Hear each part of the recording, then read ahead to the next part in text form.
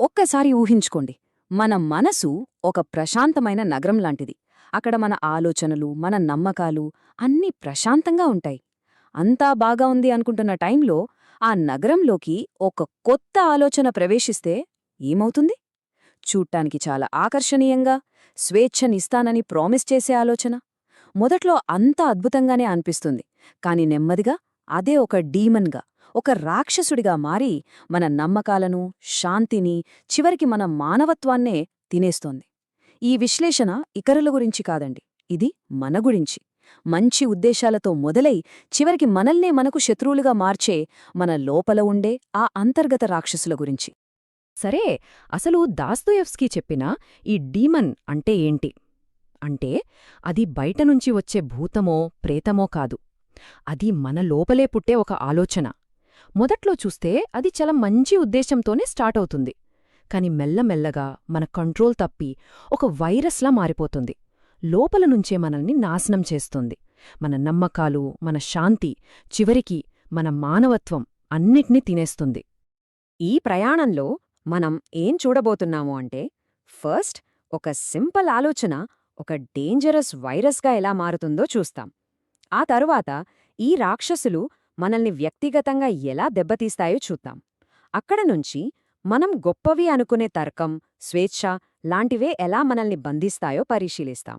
ఆ తర్వాత ఈ డీమన్స్ ఒక గుంపులోకి పాకితే ఏం జరుగుతుందో చూసి, ఫైనల్గా ఈ లోపల శత్రువును ఎదుర్కోవడానికి ఉన్న మార్గమేంటో తెలుసుకుందాం. ప్రతి డీమన్ ప్రయాణం ఎలా మొదలవుతుందో తెలుసా? ఒక చిన్న అమాయకమైన ఆలోచనతో.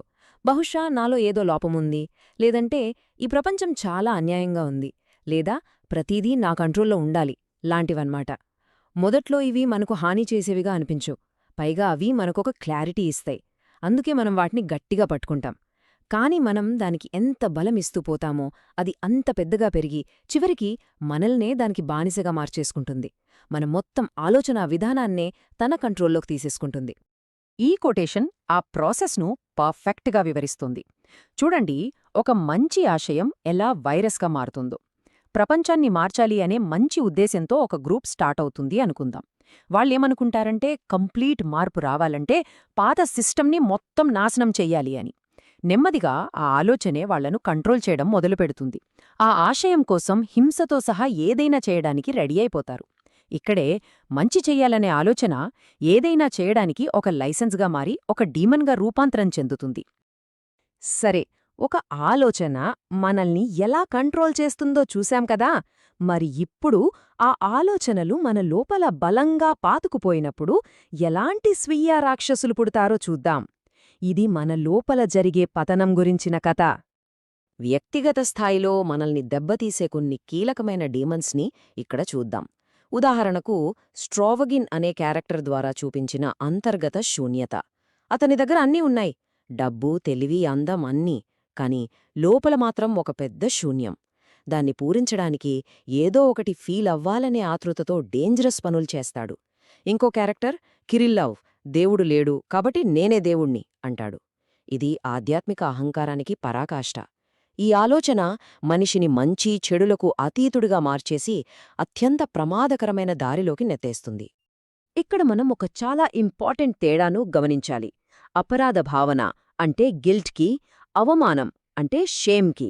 గిల్ట్ అంటే అయ్యో నేను తప్పు చేశానే అని మనం చేసిన పని గురించి ఫీలవడం, దాన్ని సరిదిద్దుకునే ఛాన్స్ ఉంటుంది. కాని షేమ్ అలా కాదు. అది నేనే ఒక తప్పు అని మన అస్తిత్వాన్నే ప్రశ్నిస్తుంది, మనల్ని మనమే తప్పు అని నమ్మేలా చేస్తుంది. ఇది మనల్ని ఒక మానసిక జైల్లో బంధించేస్తుంది. ఇప్పటిదాకా మన వ్యక్తిగత డీమన్స్ గురించి మాట్లాడుకున్నాం.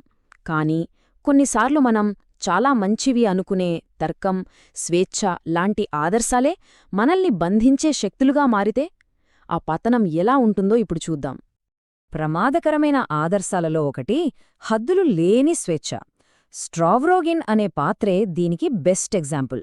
తనకు నచ్చినదంతా చేయడానికి స్వేచ్ఛ ఉందని నమ్మిన అతనికి చివరకు విముక్తి బదులు భరించలేని విసుగు, నిరాశ మాత్రమే మిగులుతాయి. ఎందుకంటే హద్దులు లేని స్వేచ్ఛ నిజమైన స్వేచ్ఛ కాదు, అది మన కోరికలకు మనం బానిసవ్వడం మాత్రమే. తర్కం అంటే లాజిక్ ఎంత దారుణంగా మారగలదో చెప్పడానికి షిగెల్యో అనే క్యారెక్టర్ ఒక ప్లాన్ వేస్తాడు. సమాజం కోసం ఒక పర్ఫెక్ట్ లాజికల్ ప్లాన్. దాని ప్రకారం జనాభాలో 90% మంది తమ స్వేచ్ఛను వదులుకోవాలి.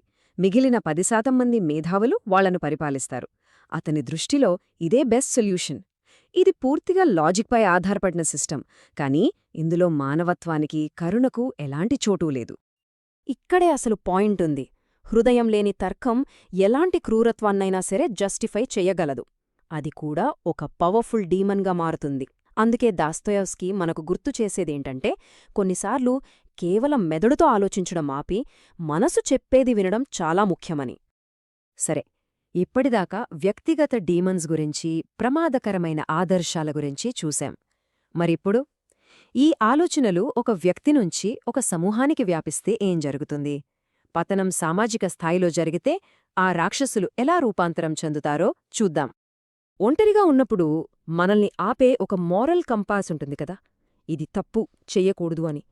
కాని అదే మనమొక గుంపులో ఉన్నప్పుడు ఆ కంపాస్ ఎందుకు పనిచేయదు? ఎందుకంటే బాధ్యత అందరిమీదా పంచబడుతుంది. వ్యక్తిగతంగా మనమీద ఉండాల్సిన బాధ్యత తగ్గిపోతుంది. నేనొక్కడ్నే కాదు కదా, అందరూ చేస్తున్నారు అనే ఆలోచన ఒక ప్రమాదకరమైన ధైర్యాన్ని ఇస్తుంది. ఈ సామాజిక డీమన్స్ చాలా రకాలుగా కనిపిస్తాయి.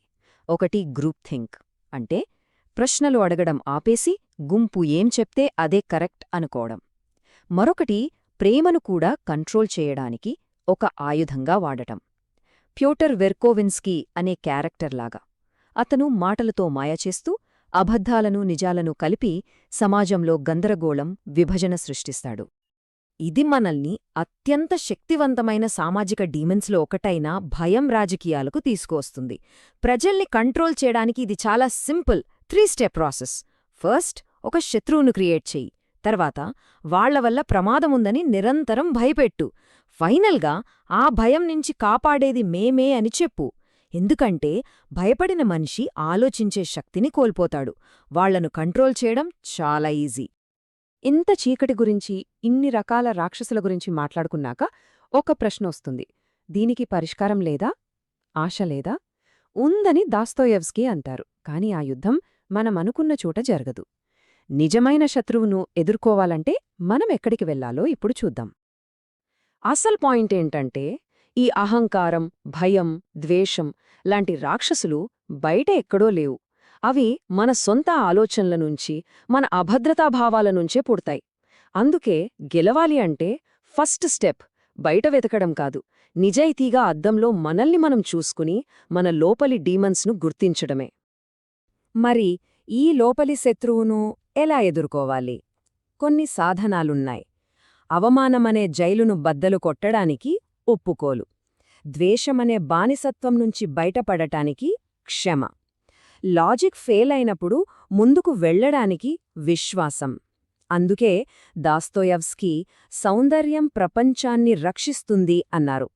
ఇక్కడ ఆయన చెప్పేది బయటి అందం గురించి కాదు, కరుణ, ప్రేమ, క్షమ లాంటి లోపలి సౌందర్యం గురించి. ఈ లక్షణాలే మనలోని డీమన్స్ను జయించగలవు. కాబట్టి దాస్తోయెవ్స్కీ చెప్పే కీలకమైన విషయం ఏంటంటే, ప్రపంచంలో మనం చూసే గందరగోళమంతా మన లోపలున్న గందరగోళానికి ఒక అద్దం లాంటిది. అసలు యుద్ధం జరగాల్సింది ఇక్కడ, మన లోపల. మన అంతర్గత రాక్షసులపై మనం పనిచేసే వరకు బయటి ప్రపంచంలో శాంతిని తీసుకురాలేం. ఇప్పుడు మనం మొదలుపెట్టిన చోటుకే వచ్చాం, మన మానసిక నగరానికి. కాబట్టి చివరిగా మనం ఆలోచించాల్సిన ప్రశ్న ఇదే: మీ అంతర్గత నగరంలో, మీ మనసులో ఏ డీమన్స్ పాతుకుపోయాయి? ఈ ప్రశ్న భయపెట్టేదిగా అనిపించవచ్చు, కాని ఇందులో ఒక ఆశ కూడా ఉంది. మనలోని చీకటిని ఎదుర్కొనే ధైర్యం మనకుందని, మన భయంకరమైన డీమన్స్పై కూడా మనం గెలవగలమని ఇది గుర్తుచేస్తుంది. ఆ ప్రయాణంలో మొదటి అడుగు నిజాయితీగా మన లోపలికి మనం చూడటమే.